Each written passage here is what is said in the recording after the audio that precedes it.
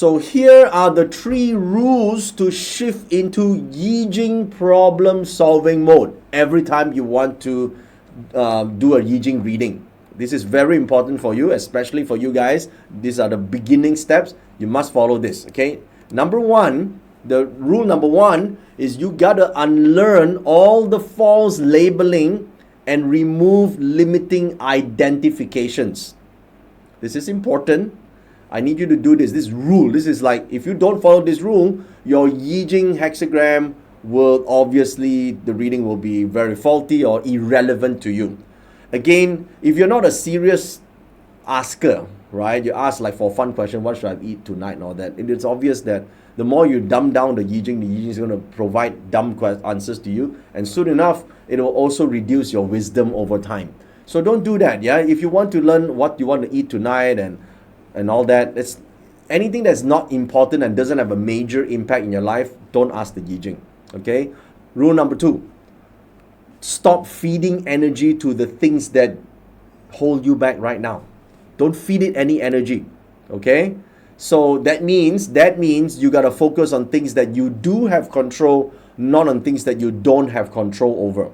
So you got to feed energy. Now, it's very simple. How do I feed energy? It's not like you're going to water the plant, right? How do you feed energy, right? It's like people say, oh, you know, London calls to me.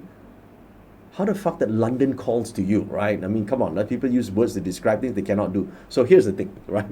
When you think about things that you can control and things you cannot control, just don't pay attention. Attention will wherever your attention goes, energy flows. So focus your attention to these things. Prioritize. Focus on how you prioritize your mental health, because this is something you can control. Things you can control are like your boundaries, right? How you allow others to make you feel, or allow them to influence how you feel. How you learn from failures. How you spend your energy. Things you can control includes your identification and beliefs. You can control that, of course you can.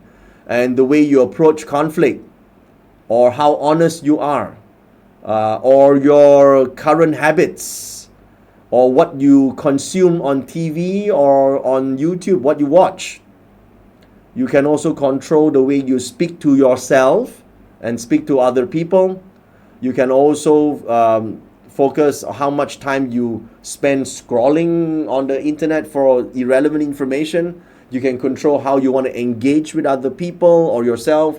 You can control what you learn from success. You can control how much you appreciate what you already have. You can control how you respond to stress and challenges. And you definitely can control how you speak to yourself. So this is important. That's rule number 2. And rule number 3. Remember this. To get the right answers, we must first train ourselves to ask the right questions. Okay? So after rule 1 and rule 2, rule